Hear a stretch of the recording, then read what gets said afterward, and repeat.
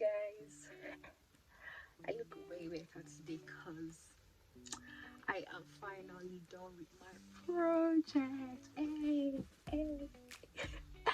Anyhow, yes, I am done. Like, I'm done with masters. Like, I'm master's student. I won't say graduate yet because I'm not on my graduation, but it's good to be done with masters. You get what I mean? But yes, I am done with my masters. I've submitted my project, and I think the movie should be out right now, like my first project. And if you haven't watched it, I cannot say to you, but really, like if you're watching this video, then you should watch the other one too.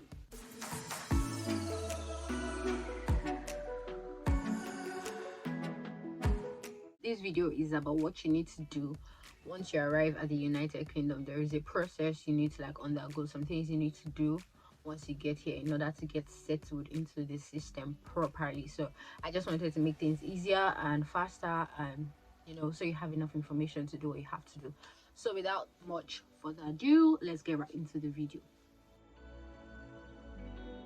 The first thing you need to do once you land in the United Kingdom, like you land the airport, Gatwick or Heathrow Airport, like first thing you need to do is to get a SIM card. Why do I keep saying yo? But like fam, you guys need to get your SIM card once you arrive at the airport, and it's not expensive.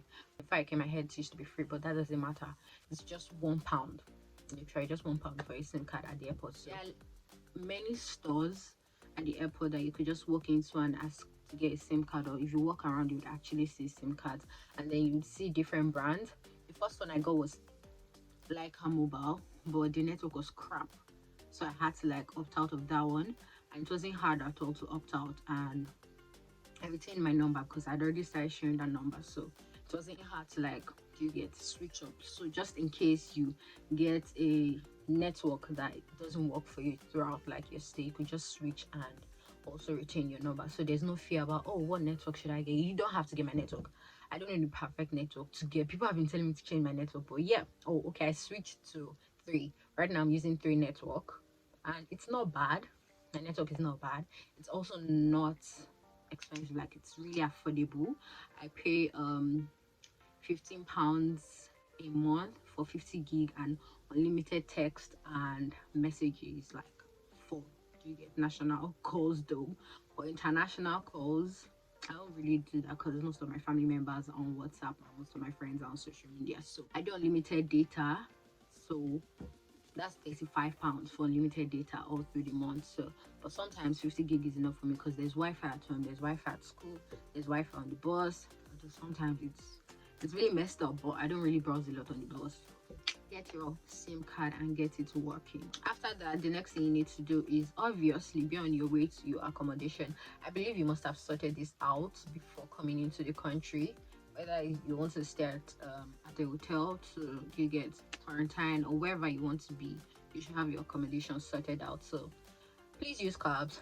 Don't think about using public transport to move if you have luggages like load and stuff. But if you're coming with just a backpack and you know your way around, you can use the bus and stuff, but don't think of using public transport. It's just going to be really stressful, blah blah blah blah blah. Long talk, use a cab. And then I wanted to describe how it is like when you get to the airport. So usually, god, why is my English so good? I played so much, I don't even know if usually is right, but usually, no, that's Raz. Okay, so usually at the airport, once you come out, there are taxis waiting for you. But if you have an Uber app, just change your location at the airport and get that sorted out. You can use an Uber or Bolt depending on where you are. In Brighton, Bolt is not working right now, but in London it is. So yes, that's one thing you need to have on your phone, an Uber app or a Bolt app, so that you can navigate yourself. So but once you get here, it's just for you to change your location, and then you can book a cab at the airport. But usually there are cabs in front, that's what I'm saying. So you just book one, tell them where you're going to, and then they'll take you there. That's it. It's pretty much more expensive than a normal cab. Next thing for students, like my school, they would ask for you to collect your keys, pick up your keys, and then that's it. You go into your accommodation, rest, and You get over your jet lag or whatever it is you are going through. Just relax. Then from like maybe day 2, you can start figuring out what you need to do while you quarantine, because right now I think you still have to quarantine for at least 5 days before you can take the test, like the swab test, to know if you are COVID free or not and stuff. Like figuring out what you have to do from your room and trying to organize stuff in your head. Download useful apps that will help you get used to your community. For Brighton, I downloaded the Brighton and Hove app. For buses, search for the bus app that is used in your city, which you obviously really need. So it's on there. You can get your tickets and whatever it is. Another important app to download is the train line, because you'll be using the train if you want to go to other cities and stuff. So yeah, the train line is a good app to download for trains and stuff like that. And then your money app. Just like think of apps you need.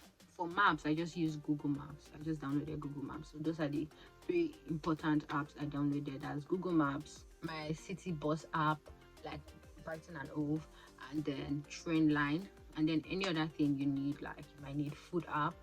For food app, I downloaded Just Eat and Uber Eats. So anyone you want, like Just Eat is really good for, like there are a lot of restaurants on Just Eat. You could download the Sainsbury's app or just browse like grocery shopping apps. The best ones in your like area, your city would come up, but I think it's something you need just in case you need to do like urgent grocery shopping and stuff like that. So yeah, you need like transport app, you need money app, you need food app, like you need grocery shopping app. Then you can start thinking of your fashion apps like clothes, Boohoo, PLT, Shane and all that.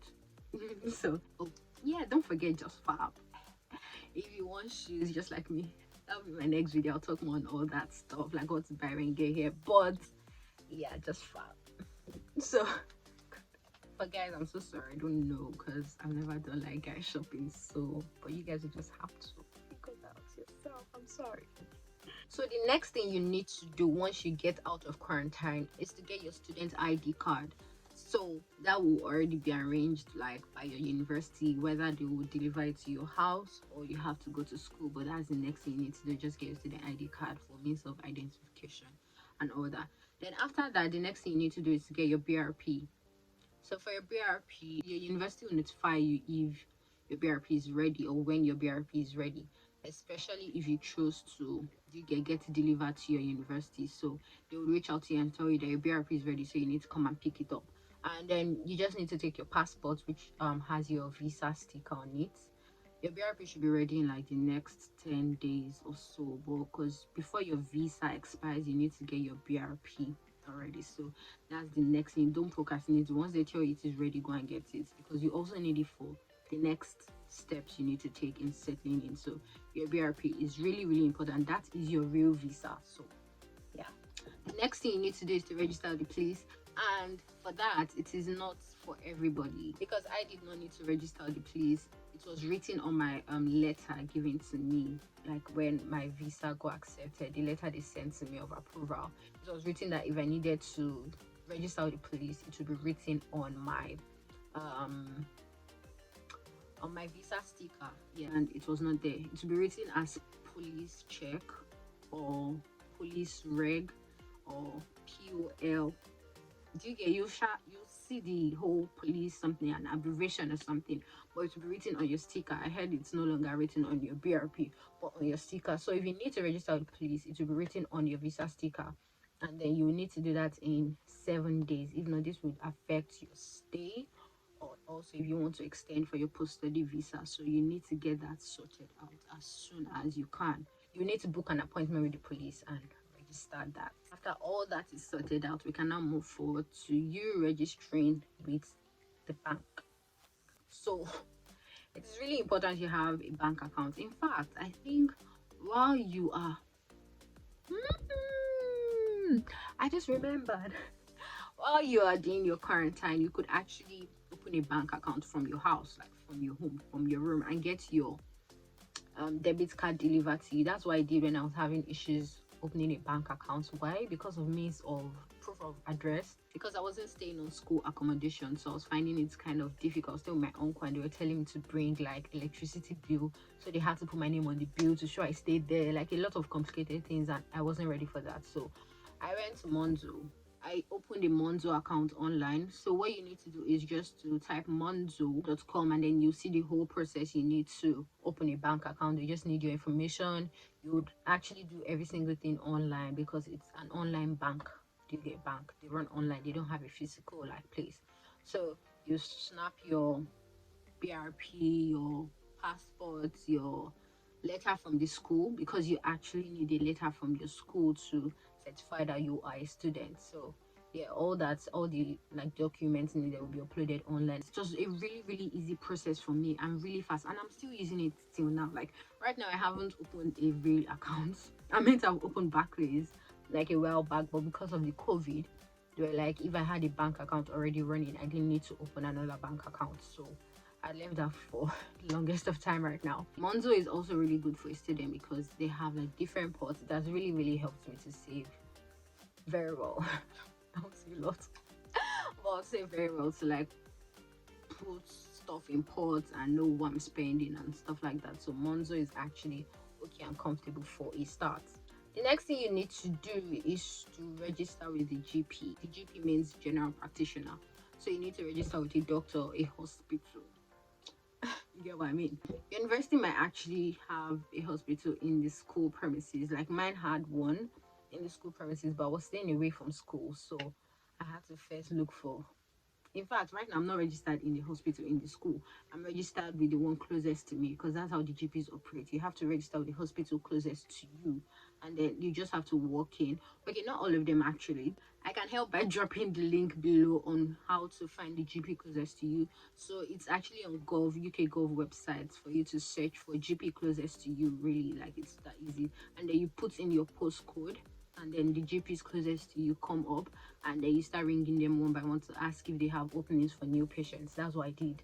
So because a lot of them were actually all like filled up, so instead of wasting your time and just walking in, you can also do this while you're actually waiting during quarantine period. So when you get out, in case some of them ask for your BRP, which most of them don't, they just need your passport. When you call them, ask them for the requirements to register. So during your quarantine, you could also ring them up and ask if they have openings for new patients. That is also very very important because you need to use your insurance. Though I did not use mine, I've been procrastinating all my appointments, and but really you paid a lot for this. So if you are sick, you have headache, whatever it is, call them, ring them up. Although the process is so annoying, just make sure you register with the GP and use it when you need to. If you are going through stuff, don't keep it to yourself. Use your money, fam. The next thing you need to do is to get a NI number, and the process is long. It's long because it's easy to register. You just have to call them, wait on the line for like a few minutes or hours, depending on how busy they are. And then you wait on the line, and then they collect your details, and then they send you a letter. Then you send your documents like via post, and then after that, they will tell you to wait for about 8 weeks. So it's better you get on it as fast as possible so you get it on time. So yeah, 8 weeks is quite a lot. Like it's a long period of time because I waited. And then some employers will be like, oh, I can't employ you because you don't have any number. So yeah, it's better you just get down time. But some jobs will actually just say, okay, if you already have like maybe a temporary code or a letter from the NI saying that you've applied or you're waiting for your NI number, some of them might actually employ you, but some of them might not. So but just get it on time. It's not a big deal. Get it on time, and so that you can also do other things. The last thing you need to do is to get a part-time job. Right, it's not compulsory if you have luxurious money in your account to spend and stuff like that. But when you're not schooling, what are you going to be doing? Okay, you can spend your money going forward. You get doing what you have to do. But I just feel like aside the money, it's also a good opportunity to settle into the system, meet people, know how the do you get work system works around here. So you shouldn't just lazy around and just still get dependent on parents for stuff. So I would actually advise you get a part-time job, which there are different ones you can do. Work in the shops, work, because actually for other jobs, when you want to apply after university, after you graduate, you actually need a little experience in the system. If they know you've been working here, you've been working there, they know that okay, you kind of understand the UK system, so it's experience for you. So don't think, oh, because you have money you don't need to work. You have to work 20 hours a week, so I mean it's not a lot. So I mean the maximum you can work rather is 20 hours. You don't have to work up to, but it's just a good way to get experience. And then if you also want money, it's a good way to get money, because you're paid at least £8, I think 7 2 per hour. And then for other jobs, like you get £9, £10, which is good money. So yeah, I'll just say like you should get a part-time job. I can't say what you should get. There's healthcare, there is working in stores, sales, there is what else, working in bars. Like there are a lot of student jobs around actually, and Indeed is a very good place to find them. Indeed. And yeah, I actually have some experience on like applying for jobs in McDonald's and then the interviews and stuff like that. So if you want like more information on like getting jobs, part-time jobs, just like drop a comment below. And even if you don't, over time, if people message me privately and then I see the need to, I would actually release one. Or if I feel like I have enough information that would actually help people out, I'll go ahead and still put it out there. But just to show how urgent the need might be, just drop what you need in the comment section. Like interact with me, tell me what you guys want to hear, tell me what you need, like what information you need in settling here and whatever it is, and I'm here for you. I did for you guys. So anywho, I have come to the end of this video and I hope it was informative. I hope you guys have a smooth settling in. I hope you have no issues at all. And don't forget to reach out to me on my Instagram, sending me like, please go straight to the point, like what questions you have, because if you just send a random text, I most likely will not take it serious. So please just go straight to the point, asking your questions. And if it's a lot, like I have a lot of like requests on a particular question, I'll release a video. But if it's something like it's not a lot, I'll just like, but most times I actually will just respond to you immediately, telling you what you need to do, because I know it's quite urgent. So yeah, I think that's it. Do not forget to subscribe, like, share. I don't know if I get enough for you to share, or like, are you guys ashamed of your, you get what they call people that give information, and what do you call them actually?